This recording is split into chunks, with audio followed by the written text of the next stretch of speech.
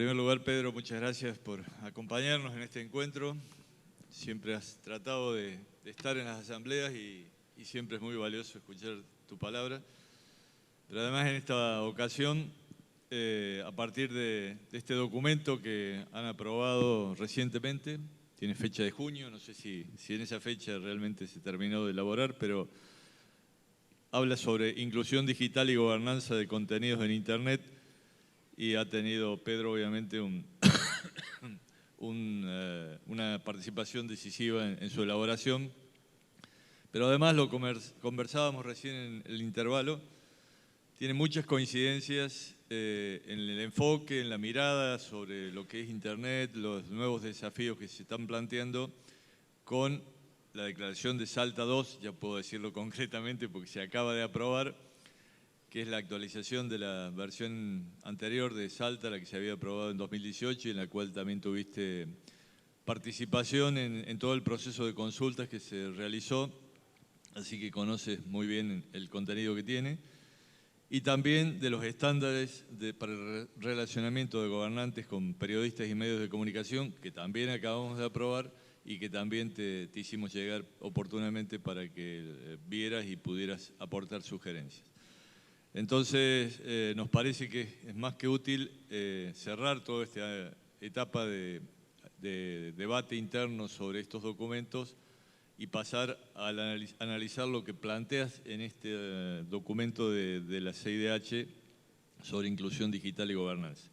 Concretamente, ¿cuáles crees que son hoy los principales ejes a tener en cuenta para garantizar la inclusión, para garantizar la gobernanza, para garantizar que no se sigan viralizando la desinformación y sobre todo que no haya manipulación de la opinión pública de cara a procesos electorales, de cara a estigmatizar no solo a periodistas, sino a dirigentes de derechos humanos, dirigentes de minorías, que muchas veces hay ejércitos de troles o directamente bots que empiezan a ejercer ese hostigamiento, ¿no?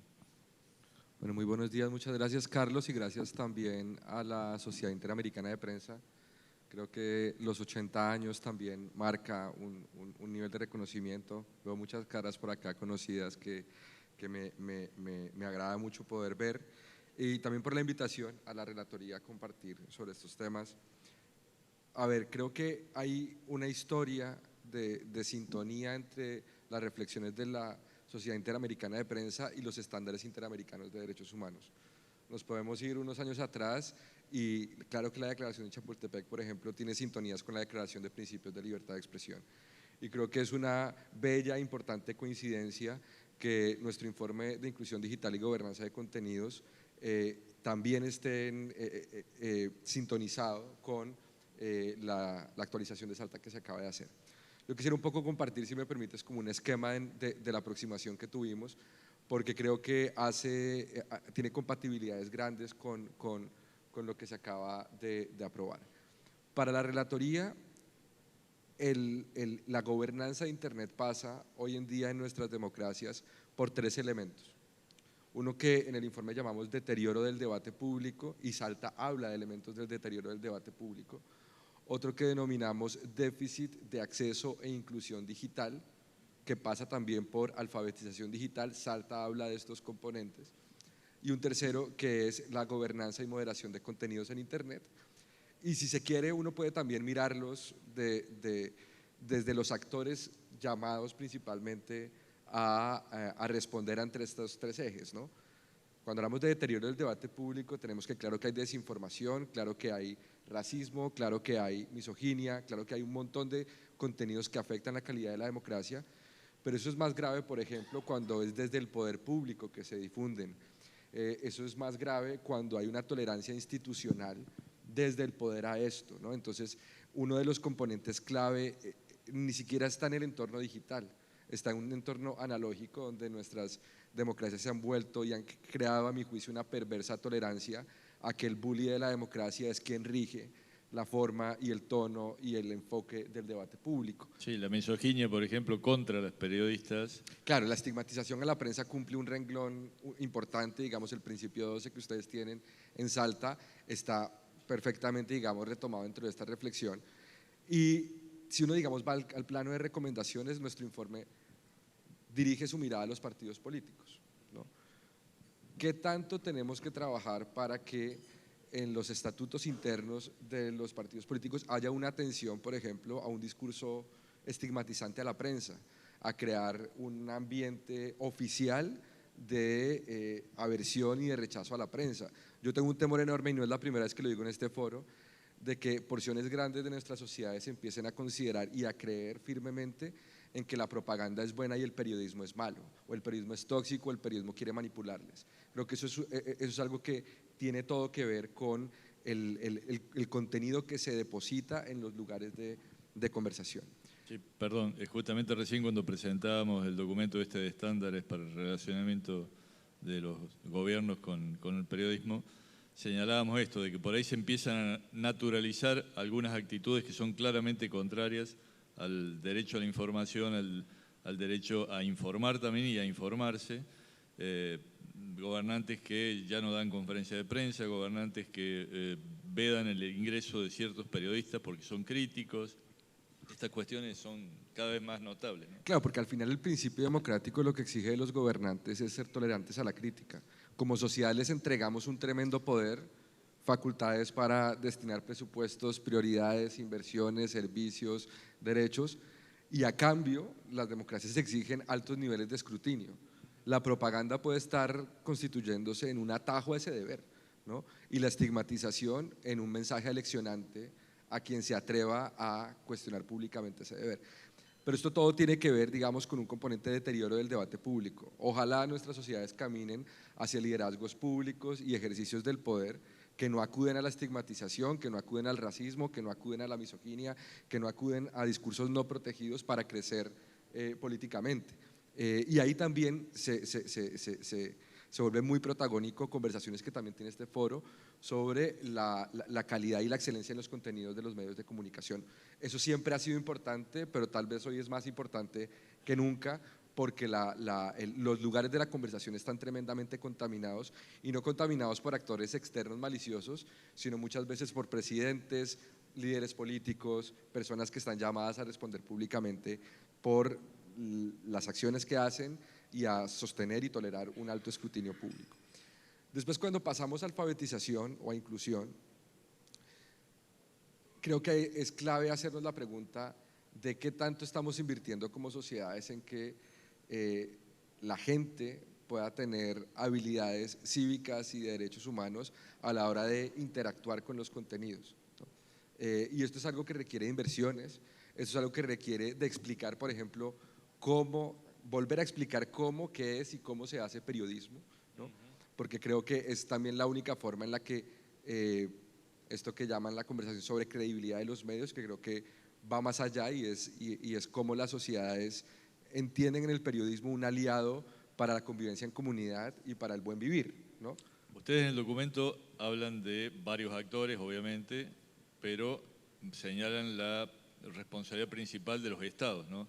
En este punto me parece que hay una responsabilidad claramente de los estados en los sistemas educativos, por ejemplo, pero también de los propios medios de comunicación, y creo también de los grandes actores de las plataformas tecnológicas que de algún modo también con sus algoritmos y otras empiezan a enturbiar ese acceso ciudadano y muchas veces a generar confusión en los cuáles son los contenidos verdaderos y cuáles no, ¿no? Incluye esos elementos, pero no se agota exclusivamente en ninguno de esos elementos. Es decir, esto pasa, por ejemplo, por políticas públicas en sectores educativos, pero también por reconocer que hay desinformadores con doctorado. Es decir, no necesariamente el haber cursado, digamos, como todas las capas de formación hace que se neutralicen vectores de desinformación, todo lo contrario. Hay muchas personas que acumularon años y años de protagonismo público que hoy lo ponen en servicio de la desinformación, y eso también es arrastrar, digamos, una credibilidad en función de un propósito que no necesariamente es democrático. Hay que decirlo, que las plataformas son de los actores que más invierten en alfabetización. De hecho, hay muchas aplicaciones que tienen procesos casi que de inducción al uso de la aplicación o que recuerdan elementos claves para la interacción en términos de seguridad. Creo que esto es algo que cada vez más actores del ecosistema están llamados a hacer, y creo que el periodismo cuenta la realidad, pero no necesariamente el periodismo tiene una tradición de contar cómo se hace periodismo, ¿no? Es decir, se llega al resultado de una nota que tiene un proceso editorial, que tiene una corroboración de fuentes, pero esto es algo que no necesariamente la persona que consuma esos contenidos lo valora y lo entiende, ¿no? Creo que a ese nivel es muy importante que en un ecosistema de difusión de contenidos donde hay tanto ruido, sumemos esfuerzos para que los distintos actores que interactúan con esa información le den la relevancia que tiene un trabajo de orden periodístico, entre otras cosas por el valor y el costo que implica llegar a él. Es mucho más fácil producir basura en contenidos que producir una nota periodística. Ayer tuvimos un interesante debate también sobre el tema del chequeo de información, con experiencias de medios de comunicación, de agencias de noticias y también de fact-checkers, y creo que eso es una de las formas, por ejemplo, para ir alfabetizando y que la gente entienda cómo es el modo de determinar cuando una información es correcta o puede ser totalmente falsa, ¿no? Ahí en todo caso hay un fenómeno más sociológico que tal vez en esta época es bien frustrante, y es que puede que las identidades políticas estén en un nivel de acaloramiento tan alto, ¿no? Puede que todo este discurso inflamatorio del cual se aprovecha mucho sector político para crecer en capital electoral, digamos en fuerza de movilización, nos esté llevando a un punto en el que incluso personas que saben que un contenido es falso no le dan tanta importancia a ese componente, porque cuando lo ponen en juego con la identidad que tienen con su líder, les parece más importante proteger al líder que la verdad. Y creo que ahí es muy importante que el periodismo sitúe que si bien puede ser una victoria política parcial, en el mediano plazo las políticas económicas van a implicar, es decir, va a haber una debacle que va a terminar sufriendo la ciudadanía, y situar al periodismo a través de la calidad de sus contenidos en un lugar de vida en comunidad y procurar el bien común es fundamental, porque creo que esto es algo que hay que confrontarnos con la propaganda y hay que ganar la batalla contra la propaganda en un momento en el cual además esa propaganda es barata y se hace con fondos públicos, y el periodismo tiene déficit de recursos para hacer un trabajo mucho más caro. Claro. Ese es el tamaño de la pelea. El gran desafío que tenemos. Ustedes hablan ahí, bueno, por un lado de el pluralismo informativo en la red, pero dicen un debate público abierto y plural requiere la activa participación de diversos actores. Sin embargo, en tanto principales garantes de los derechos, bueno, recae principalmente en los estados la responsabilidad. Pero hacen claramente el señalamiento de que Internet y las redes son catalizadores de la democracia y la garantía de los derechos humanos.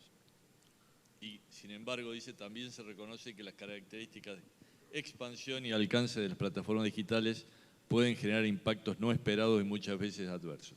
Además de los que ya hemos señalado, ¿qué otros impactos ustedes detectan que pueden producirse a partir del mal uso de las redes sociales o del mal uso de las distintas plataformas digitales? Bueno, creo que uno de los aportes más interesantes que tiene este informe es intentar traducir los desafíos de gobernanza de contenidos de Internet en un lenguaje de obligaciones interamericanas de los estados que han firmado la Convención Americana de Derechos Humanos. Aquí, por ejemplo, dividimos en dos grupos. Hay unas obligaciones de respeto u obligaciones negativas que para muchos países son muy importantes, y voy a poner un ejemplo. Recuerdo que Confidencial en Nicaragua alguna vez le bloquearon un contenido de video en YouTube, y era una alegación que estaba haciendo el gobierno nicaragüense sobre derechos de autor. Esto es faltar a una obligación negativa del Estado, ¿sí?, por parte de quien solicita esa remoción. porque un Estado no puede encontrar en las reglas de remoción de contenidos atajos para censurar. Claro que el derecho a la libertad de expresión es un derecho con límites y precisamente, y de hecho también Salta lo retoma, a efectos de responsabilidades ulteriores, por favor que tengan estas características y que se define judicialmente.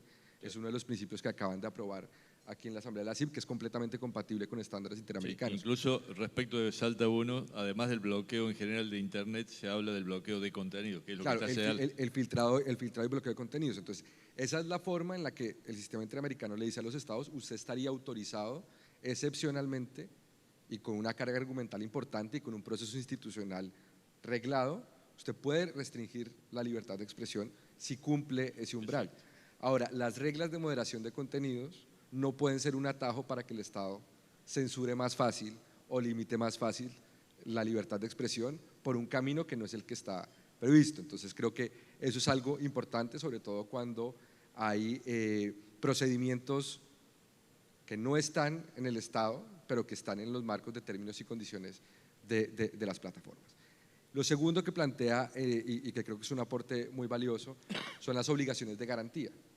Entonces el Estado se aproxima a los derechos humanos o bien porque se abstiene de hacer cosas, se abstiene de estigmatizar, se abstiene de censurar vía atajo a través de la moderación de contenidos y respetando los cauces institucionales, pero el Estado también protege derechos humanos y libertad de expresión a partir de hacer cosas. Este es un informe que ciertamente llama a una regulación, pero no a cualquier tipo de regulación. Este es un informe que, por ejemplo, a diferencia del DSA en Europa, que concentra buena parte de su atención en la ilegalidad de los contenidos, ¿no? Aquí apuntamos más a elementos de debida diligencia. Si usted tiene un contenido, por ejemplo, de incitación a la violencia por razones étnicas, nacionales o religiosas, las democracias esperan de las plataformas que atiendan diligentemente esa situación. Hablamos de debida diligencia, un aspecto que también está incluido en Salta, o en Salta 2 mejor. Y también otras medidas que están llamados a impulsar el Estado, ojalá a través de vías regulatorias que cuenten con la participación de todos los actores, tiene que ver, por ejemplo, con transparencia, ¿no? Necesitamos conocer mucho más como democracia, sobre la operación del debate público en entornos digitales para tomar mejores decisiones. Y esto implica transparencia, por ejemplo, frente a las políticas de moderación, pero también frente al debido proceso. Si un medio de comunicación publica un contenido y este contenido tiene un tratamiento restrictivo por parte de una plataforma y es un contenido de alto interés público, yo estoy convencido que todas las personas en este auditorio estarán de acuerdo conmigo en que es muy importante poder saber las razones por las cuales ese contenido tuvo ese tratamiento, poder apelar y discutir con la plataforma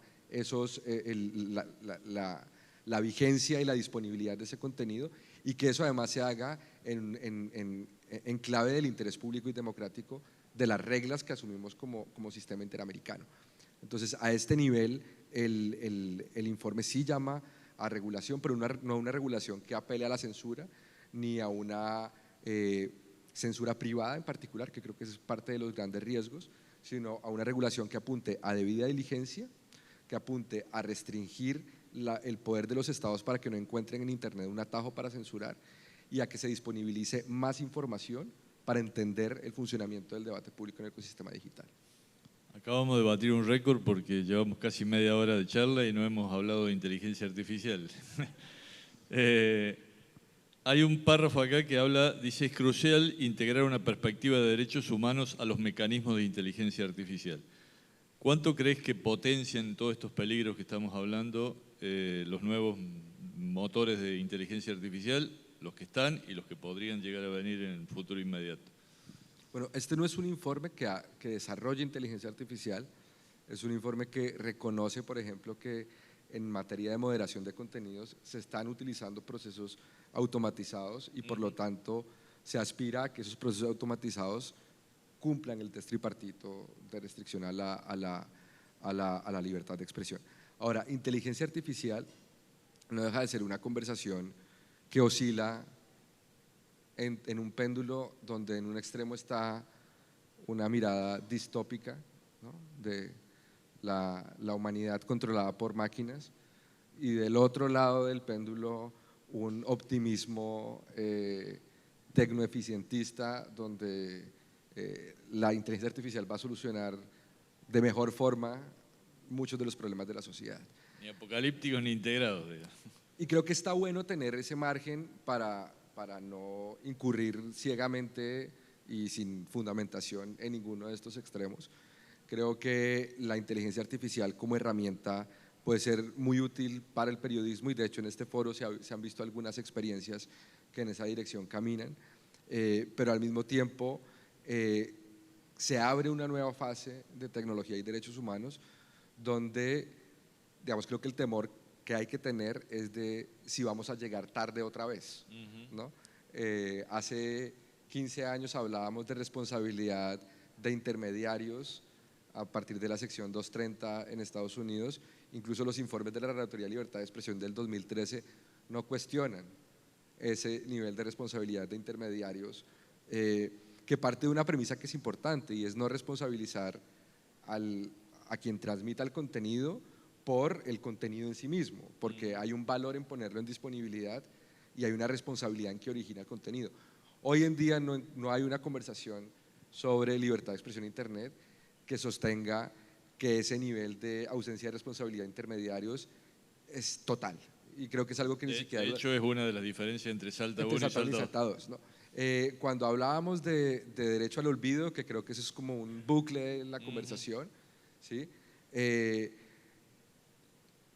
Importamos, o muchos sistemas, principalmente a partir de decisiones judiciales en las Américas, se terminó importando una noción de privacidad y protección de datos de un sistema europeo que es compatible en muchos aspectos con el sistema interamericano, pero que particularmente en libertad de expresión no tanto. De hecho, la CIP tiene una postura muy clara en contra del derecho al olvido, tal como se la conoce en Europa, ¿no? Y seguimos discutiendo cómo, y más que discutiendo, advirtiendo cómo con la bandera del derecho al olvido, que en muchos casos se presenta como una bandera noble, en la práctica se está mutilando la historia periodística y de asuntos de interés público. Nadie va a una hemeroteca a pedir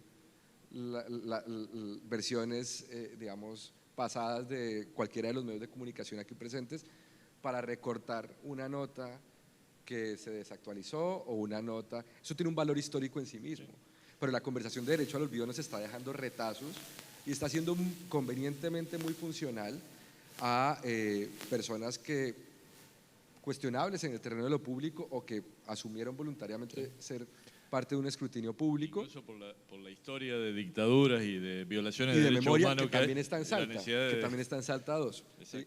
Y ahí, digamos, es un loop infinito que se está convirtiendo en un modelo de negocio tremendo para las firmas de abogados que están vendiendo servicios de censurar y de eliminar el pasado de personas, ¿no?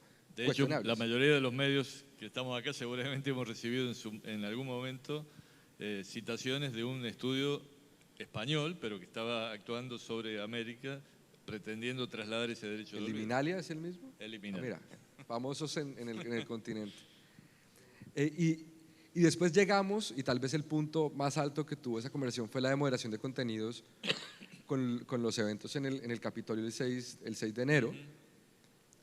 Y a todas estas conversaciones a nivel regulatorio se ha actuado en términos de remedio, cuando ya hay infraestructuras, procesos instalados a nivel tecnológico. Creo que inteligencia artificial permite advertir, por ejemplo, la importancia de que sistemas automatizados tengan revisiones previas a su operación en términos de compatibilidad con estándares de derechos. O sea, no esperemos a que resulte discriminatoria la inteligencia artificial, testiemos, hagamos análisis de riesgos a la información, a la democracia e implementémoslos antes de operar esa inteligencia artificial. Creo que eso es parte, digamos, de las conversaciones. La Asamblea General de la OEA de Paraguay este año encomendó precisamente avanzar en informes al respecto, porque es una conversación que, insisto, va del polo de la frustración distópica y el temor al exceso de optimismo. ¿Cuántos de nuestros estados no tienen una ciudad que prometen como el nuevo Silicon Valley a partir de la inteligencia artificial? ahí hay que ponerle mucho cuidado al uso de inteligencia artificial estimulado u operado por el Estado. ¿Qué pasa con esa información? ¿Qué pasa con las decisiones públicas que se atraviesan por herramientas de inteligencia artificial? Y ahí creo que, y aquí si me permiten la sugerencia, creo que valdría la pena potenciar el periodismo sobre la inteligencia artificial, porque creo que la conversación cae en los medios de comunicación como herramienta, ¿no? ¿Cómo le sirve a tu medio la inteligencia artificial en un momento donde tienes pocos recursos y tienes que hacer un montón de cosas? ¿Sí?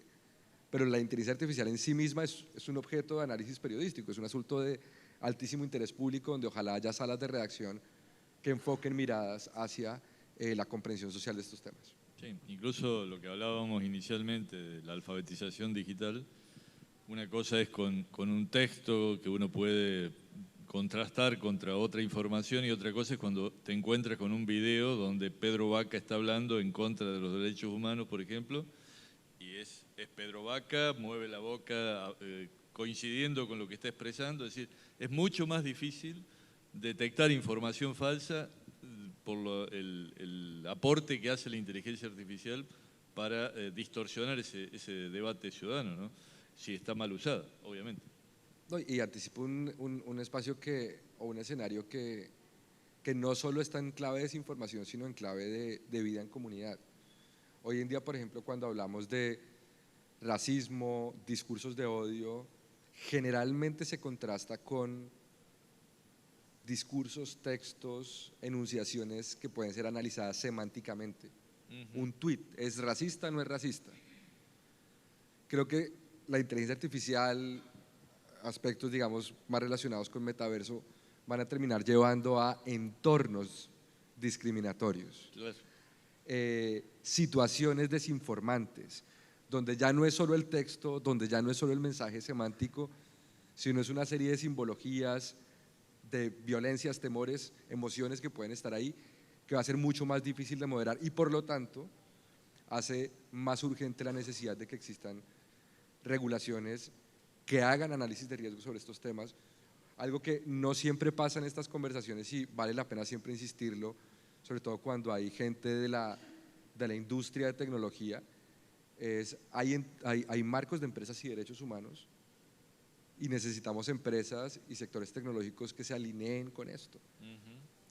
En un momento donde algunas sociedades caminan hacia el autoritarismo o ya están en él, es más importante que nunca la relación costo-beneficio entre la utilidad que puede dejar un mercado digital versus el desastre en términos de convivencia, de dispersión social, de falta de comprensión de problemas comunes, y ahí el periodismo está en el medio. O sea, el periodismo es el único antídoto que hemos encontrado hasta el momento para tener puntos de referencia común que permitan entender un entorno. Hablábamos recién de los intermediarios tecnológicos, mencionabas que la mayoría de las plataformas hoy han ido aplicando algunas técnicas para contribuir a un buen debate ciudadano, pero también el informe señala, por ejemplo, los intermediarios organizan y priorizan la información disponible para las personas usuarias, modificando su visibilidad según sus hábitos y determinados criterios comerciales. Se habla de la formación de burbujas que profundizan intereses extremistas o sensacionalistas y menciona también que estas empresas toman decisiones cruciales sobre la circulación de informaciones e ideas a través de su moderación o curación de contenidos, lo que a la postre incide en la conversación pública digital. ¿Cuánto crees que se ha avanzado en los últimos años en esta materia y qué cosas quedarían por hacer? Seguramente hay diferencias entre algunas plataformas y otras, algunas plataformas que han adoptado mecanismos internos y que están señalados también aquí, y otras que tal vez todavía falta profundizar esa búsqueda de mayor claridad en el uso de los algoritmos y en el modo en que se priorizan los contenidos, ¿no? La cita que planteas responde, creo yo, a dos situaciones. La primera es que cuando hicimos las consultas del informe, sí habían unos posicionamientos que aspiraban a que existiera un entorno digital libre de moderación, ¿no? Y ciertamente la moderación de contenidos tiene desafíos, pero es necesaria para la interacción con contenidos en Es imposible, es inmanejable Internet sin políticas de moderación, sin jerarquización. Ahora, lo que planteamos muy claramente es que eso, la forma en la que se modera tiene un impacto, la forma en la que se jerarquiza tiene un impacto en las sociedades. Hace 40 años había nazis perfectamente enclosetados y avergonzados de serlo. Y lo planteo más como pregunta que como respuesta. ¿La jerarquización y la moderación de contenidos ha tenido algún impacto en un resurgir nazi en algunos lugares del mundo? Puede que la respuesta sea sí. Y si la respuesta es sí, ese tipo de moderación tiene que entrar en un proceso de reflexión sobre su compatibilidad con estándares democráticos y de derechos humanos. El segundo elemento es: la moderación existe y jerarquiza y privilegia. Y creo que en algunos casos por calidad y en otros por intereses comerciales, tal vez. Por muchos. Yo quisiera mencionar dos, ¿no? Uno, puede privilegiar la publicidad. Digamos, al menos en esta fase de Internet que hemos venido experimentando, cada 3 reels hay una recomendación para que yo invierta dinero o gaste dinero en algo, ¿sí? Pero también creo que hay antecedentes de moderación virtuosa y que pueden ser altamente impactantes para el periodismo. Todas las personas acá presentes sufrimos la pandemia y claramente hubo políticas de moderación por parte de las plataformas que jerarquizaban en mejores lugares la mejor información disponible para entender la pandemia. Si yo buscaba en un buscador, si yo entraba a una red social y planteaba alguna duda con respecto a la pandemia, había un ejercicio de moderación y de jerarquización que no estaba guiado por la utilidad, estaba guiado por el bienestar. Y yo planteo la pregunta para que se reflexione. ¿El periodismo habría de estar en un nivel de jerarquización distinto, o el periodismo de calidad, el periodismo que hace explícitos sus estándares de autorregulación, debería estar jerarquizado en el orden de la moderación y de los algoritmos por encima de un contenido que no tiene ese mismo proceso o un contenido de desinformación? La pregunta es si el periodismo está disputando espacios de relevancia con el entretenimiento, y la respuesta es sí. Y la otra pregunta es si el periodismo debe disputarse protagonismo a nivel del proceso de ordenar contenidos con la desinformación, y ahí la respuesta para mí debería ser no, y el antecedente es la pandemia, precisamente porque la jerarquización permite ubicar lo que tiene mejor calidad en un lugar preponderante. Pero esto nos lleva también a la conversación de calidad de los contenidos en los medios de comunicación, que si bien históricamente hay, digamos, un legado, esas calidades pueden ser variables. Entonces el periodismo también está llamado a minimizar lo máximo posible los márgenes de error, ¿no? o el alejarse de los estándares de calidad para aspirar a que en los ejercicios de moderación y de algoritmos se les pueda tratar a nivel justamente eso es lo que se suele debatir en estos encuentros, ¿no? Que el reino del clic en definitiva nos va llevando a aplicar técnicas de SEO que muchas veces priorizan contenidos que no son los de calidad, sino los más virales, aquellos que tienen mayor capacidad de generar tráfico o monetización, porque también hay una forma de monetización a través de ellos. Entonces, ahí hay un juego peligroso donde el periodismo, para no perder de trascendencia, tiene que buscar tráfico, pero al mismo tiempo esa búsqueda de tráfico lo lleva a priorizar contenidos que no sean los de calidad, ¿no? Y cómo subsistir en ese entorno donde buena parte del entorno digital te lleva a la búsqueda de tráfico, la búsqueda de monetización a través de él y todo lo que ello implica, ¿no? Pero detrás de eso está la decisión de qué se jerarquiza. Y ahí, y esta es una gran controversia que tiene que ver con plata, pero tiene también que ver con qué es importante en una sociedad democrática. En otra época la moderación se hacía definiendo la parrilla de entrada y de salida de un noticiero en televisión. Eso era un ejercicio de moderación donde las cosas que quedaban por fuera no tenían o no iban a tener el mismo nivel de relevancia pública. Pero había un editor que se hacía responsable de los impactos que tenía el sacar una información importante y que la ciudadanía tuviera más dificultades para entender ese problema. Hoy en día no solo están los procesos de jerarquización de distintas plataformas, ¿no?, sino que además son cambiantes a lo largo del tiempo. Ustedes pueden hacer inversiones muy importantes a nivel de editores SEO que pueden perderse al cabo de un tiempo si el proceso de jerarquización y de moderación cambia. Digamos, hay críticas muy fuertes sobre algunas plataformas en el último tiempo sobre decisiones que no son fáciles de procesar en materia de democracia y derechos humanos, como que el contenido político no aparezca tanto o que toque dar una vuelta gigante como usuario para que en mi feed de determinada red social aparezca contenido político. Pero el ejemplo que estás dando es muy bueno para contribuir al debate porque, por ejemplo, en la televisión, además de que hay un editor, tienes el rating, el minuto a minuto que te va cantando, que te está respondiendo tu audiencia. Tu audiencia privilegia este contenido, vos tomarás la decisión de si seguís a tu audiencia o si querés instalar un debate más de fondo, digamos. El tema en las redes sociales o en las plataformas es que, además de lo que dice tu audiencia, está el algoritmo que va posicionando esos contenidos. Y ahí es ya inmanejable, porque no depende ni del editor ni solo de la audiencia. A ti te muestra determinados contenidos, a mí me muestra otros contenidos y a cualquiera de los que está aquí presente otros contenidos distintos. Entonces, ahí hay algo que está jugando al medio que no es la lógica habitual de los medios y que lleva a tomar decisiones equivocadas al editor y a tomar por parte de la audiencia, recibir información que muchas veces no sabe que hay otra que podría estar de mayor calidad o de mayor profundidad. Me parece que hay algo ahí que hay que trabajar más, ¿no? Hace 3 meses estaba hablando con periodistas de Venezuela, que creo que también sería importante reconocer el valor del periodismo que se está haciendo en y sobre Venezuela en estos tiempos.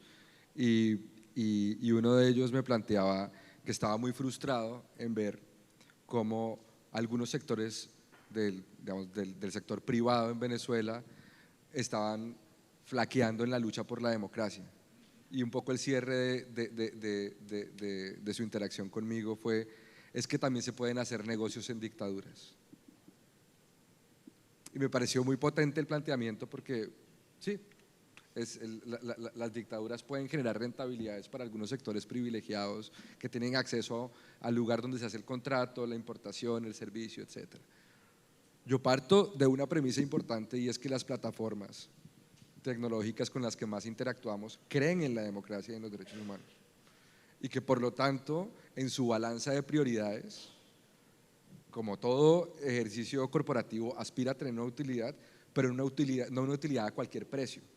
¿Qué nos está diciendo un poco el momento que estamos habitando? Y es que tenemos sociedades rotas, sociedades dispersas, sociedades acaloradas con identidades políticas y sociedades que no están pudiendo conversar sobre los temas. La solución a esto es periodismo, pero no solo periodismo, sino lugar, sostenibilidad y protagonismo del contenido periodístico. Y eso pasa 100% por los algoritmos. Ahora, nosotros en nuestro informe llegamos hasta los deberes de transparencia, ¿no? Pero creo que esto es mucho más profundo y ¿quieren los distintos actores del ecosistema digital que hablemos de estos temas cuando ya no tengamos sistemas democráticos? Mejor hablar de esto ahorita, ¿no? Mejor transparentar los componentes que sean trascendentales para entender cómo el contenido de calidad debe estar presente en la vida de las personas, porque puede que después sea demasiado tarde y simplemente se está haciendo negocios en lugares donde fluye dinero. Sí. No es una relación totalmente clara, pero evidentemente hay un proceso de deterioro de la democracia y un proceso de deterioro del entorno periodístico que coincide también con el auge de nuevas plataformas que han ido generando este tipo de discurso público enturbiado por el accionar de algoritmos. Entonces me parece que hay algo ahí que si no tomamos rápidamente, como dice, decisiones, vamos a llegar tarde. De hecho, estamos llegando tarde en varios países de América. Y no necesariamente tienen que ser decisiones, porque también creo que hay que darle lugar a la conversación, pero creo que hay que tener actitudes. Es decir, no, ya toca superar digamos, la fase donde se pide transparencia de un algoritmo al mismo tiempo que se dice no se va a transparentar el algoritmo. Creo que hay que ir a lo central y es cuál es la información que una sociedad democrática necesita sobre los procesos de jerarquización de los lugares donde las sociedades pasan gran parte de su tiempo, para que ahí se pueda, como se hizo en la pandemia, es que tampoco estamos hablando de algo que se está inventando, pueda estar en un nivel de centralidad importante, el contenido que acerca a la sociedad a un nivel de comprensión mejor de su entorno. Y eso, en muchos aspectos, es periodismo. Ahora, no es cualquier periodismo. Tal vez en la pandemia había una conciencia global de que teníamos que tener buena información y que esa información sirviera para la toma de decisiones. Tal vez con el sistema democrático no es la misma conciencia la que hoy está reinando. Por intereses comerciales, de muchas veces dirigentes políticos, sabemos lo que pasó con Cambridge Analytica y otros procesos que han sido alterados por el accionar de algoritmos y de bots. Entonces, hay ahí un sistema que no sé si está tan consciente del valor del periodismo de calidad, del valor de un debate ciudadano razonable, sin niveles de confrontación alterados o generados arbitrariamente. Me parece que es el gran debate que debemos encarar y buscar mecanismos que tal vez no sea la regulación, pero sí una participación, un debate más abierto entre todos los actores, ¿no?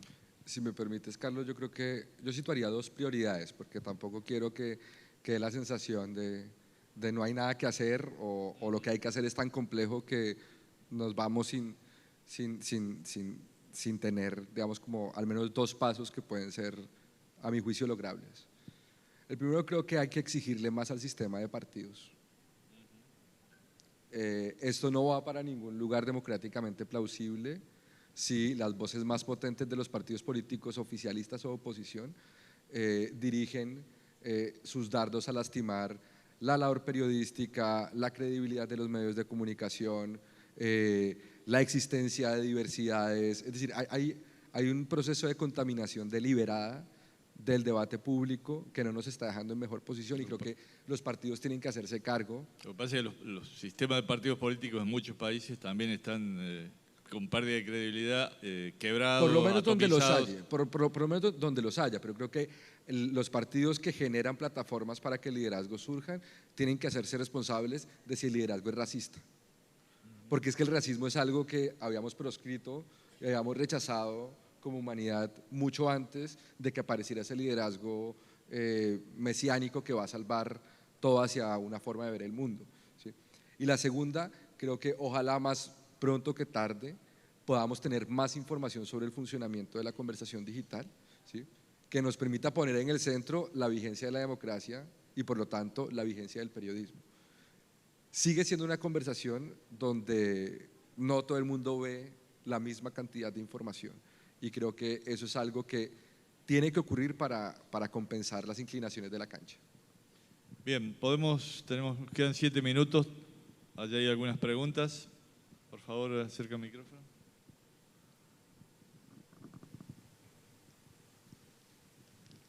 John, adelante. ¿Qué tal, Pedro? ¿Cómo estás? Identifícate, por favor, así. John Reichertz, en nombre personal, digamos. Yo creo que el periodismo y su entorno han hecho un enorme esfuerzo para mostrar que hace periodismo de calidad. Hay un montón de proyectos. En Brasil hace poco se anunció un proyecto de Projor para dar indicadores de compromiso con el público para 200 medios de Brasil. Hay el NewsGuard, hay el Trust Project, el Journalism Trust Project, Disinformation Index, Adfont Media, Media Fact Analysis. Todo esto apunta a decir, esto es periodismo. Ahora, hay problemas a pesar de toda esta intención de transparentar y diferenciar un poco de que el periodismo es periodismo, hay problemas estructurales y estamos hablando de las plataformas y redes, ¿no? Yo leí hace 2 semanas una cosa que hice una pregunta similar antes, donde un profesor de la Universidad de Colombia hablaba de que la libertad de prensa es diferente a la libertad de expresión. Y si uno va a de alguna forma discriminar el buen periodismo bajo algún criterio y decir esto es prensa y esto es libertad de expresión y un poco son diferentes.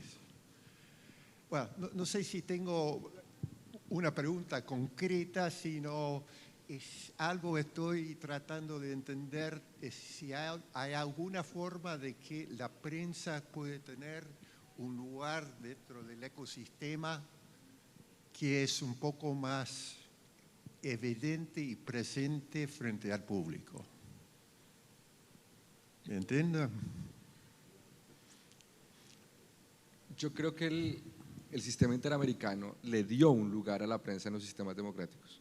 El próximo año, y creo que esto es un buen anuncio aquí en la CIP, se cumplen 40 años de la opinión consultiva 05 del 85, que es un instrumento clave para la libertad de expresión en el continente. Y sí, ciertamente dice que la prensa es un catalizador del debate público y que es imprescindible para las sociedades democráticas, y eso es algo que necesita de la libertad de expresión, pero no es cualquier tipo de expresión la que tiene esa vocación. Ahora, creo que definir o entender socialmente periodismo en 1985, socialmente es algo muy distinto a definir y entender qué es periodismo en el año 2025. Sí, de hecho hoy muchos gobernantes descreen del periodismo y solamente se recuestan en las redes sociales, ¿no? Donde es muy válida la expresión ciudadana, pero no es periodismo, ni van a hacer investigación, ni van a hacer denuncias con profundidad y con datos como puede hacer un periodismo profesional. Y ahí creo que ojalá se pueda hacer una transición, esto es una opinión muy personal, entre el quién soy y privilegiar más el qué hago y cómo lo hago. Yo creo que un medio de comunicación y sobre todo los legacy media están en perfectas condiciones para decir cuáles son los estándares mínimos de calidad de los contenidos que producen. De hecho, muchos de ellos los tienen públicos. 2, tener canales de atención de reclamos que pueda tener cualquier persona por un contenido publicado. Y 3, exhibir los conflictos potenciales o aparentes de interés que puedan tener con cualquier sector de la sociedad. Yo creo que un medio de comunicación que ofrezca esos 3 elementos, que no me parece difícil de ofrecer, debería recibir mayor revenue del ecosistema digital, debería estar jerarquizado de mejor forma en los algoritmos y debería estar respaldado por toda la comunidad periodística sobre que ese es un contenido o el contenido que se produce allí, el qué se produce y cómo se produce, más que el quién soy. Porque en el quién soy hay mucha confusión. En el quién soy hay influencers, o que también se consideran a su vez periodistas. En el quién soy hay políticos mesiánicos. En el quién soy es un lugar mucho más disputado del que hacemos o que hacen. Pero esto, digamos, creo que es algo para un poquito después. No, pero para mí tiene todo que ver con, no basta con proyectos, marcas, iniciativas de labeling de información. Es importante que eso pese en la jerarquía del algoritmo y que además eso sea retribuido con el valor que cuesta. Tenemos otra pregunta, breve por favor, así podemos tener la mayor participación. Soy Santiago Flores, estudiante de periodismo en la Universidad del Siglo XXI. Hablaron de la inclinación de las personas a la propaganda. ¿No creen que la postura militante que han tenido algunos medios y periodistas últimamente ha tenido que ver en ese alejamiento del público con el periodismo de verdad?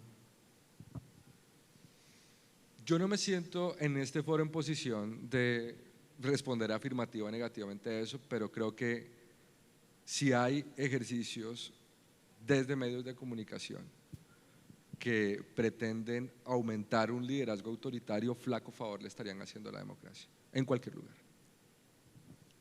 Sí, coincidimos, creo que hay ejemplos de periodismo militante, de periodismo no profesional, también hay ejemplos de muy buen periodismo y creo que también las audiencias, parte de esta alfabetización, no solo la digital, sino la mediática, es privilegiar a aquellos medios que tienen estándares de calidad como los que mencionaba recién Pedro, ¿no? ¿Alguna otra consulta? Allá, al fondo, Danilo. Danilo Arvilla, Montevideo, Uruguay. Realmente muy interesante lo que ha planteado el relator. Conceptualmente me pareció muy bueno, pero la temática es tan larga que puedo hacer una sola pregunta. La pregunta va en la misma línea de lo que acaba de decir quien habló antes, planteó antes de mí. Usted habló de la propaganda, de los periodistas y la propaganda. Ese es un serio problema, no es un problema de periodistas dirigidos, ya son operadores que utilizan su condición de periodistas, que dejan de serlo de hecho, y a partir de ahí se hacen operadores políticos, consiguen la información en función de eso que dicen que son periodistas y apelan al acceso a la información, o apelan al secreto de los periodistas para insultar, es decir, a contrincantes de aquellos que le están pagando para que hagan esa función. Eso está proliferando mucho, no es nuevo. Yo cité en un caso anterior lo que hacía Hoover, que a sus agentes del FBI los mandaba con carnet de periodista. Pero eso se está haciendo mucho, incluso hasta algún triste caso que algún ex relator con esa credencial nada menos se ha transformado en propagandistas, es decir, y haciendo valer a veces esa condición. Muy feo, es como que a uno lo robe un policía. Relator, usted lo planteó el tema y veo que lo conoce el tema y lo tiene claro el tema. Pero en algún momento va a haber que romper eso de decir, no, es periodista. No es periodista, es propagandista. Y se da en muchos casos, en muchos países. Porque una cosa son los medios, este medio es blanco o es colorado, cito lo de mi país, o pertenece a... Pero los periodistas que son periodistas y hablan de su independencia y en realidad son operadores, ¿qué se puede hacer para parar con esa forma de bastardear la profesión? Es una conversación infinita. De hecho, la opinión consultiva a la que hacía referencia, que tiene 40 años el próximo año, es la de la colegiatura obligatoria de periodistas. Yo creo que hoy siguen persistiendo muy buenas razones para que no existan colegiaturas obligatorias de periodistas. Es la golosina más fascinante que podría tener cualquier autoritario o proyecto autoritario para romper al periodismo. Ahora, creer eso, no exime que al periodismo mismo le toca hacer ese proceso de distinción.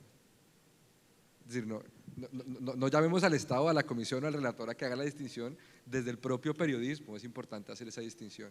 Y yo creo que estos tres elementos de autorregulación explícita, de honesta interacción ante los reclamos con la ciudadanía y de transparencia de los conflictos de interés potenciales o aparentes, avanza un montón. Porque es que el propagandista no va a caer en ninguno de estos, o en alguno de estos va a fallar, ¿no? Y el no propagandista va a estar encantado de que esto pueda tener cierta viabilidad. Es una propuesta para la conversación, pero sí, lejos del Estado. Algunos de los estándares que mencionaba recién John cuando hablaba de los distintos proyectos que hay, también aportan a eso, ¿no? Bueno, estamos excedidos 3 minutitos. Una última pregunta, ¿no? Bueno, así no le quitamos tiempo al próximo panel, que también es muy interesante y que vamos a tener la buena sorpresa de poder hablar también con José Rubén Zamora, que ya está en su casa. Muchas gracias, Pedro. Muchas gracias por este diálogo. Gracias, Carlos Jornet, Pedro Lo invitamos a que quede en el escenario porque estará dialogando en el próximo panel también.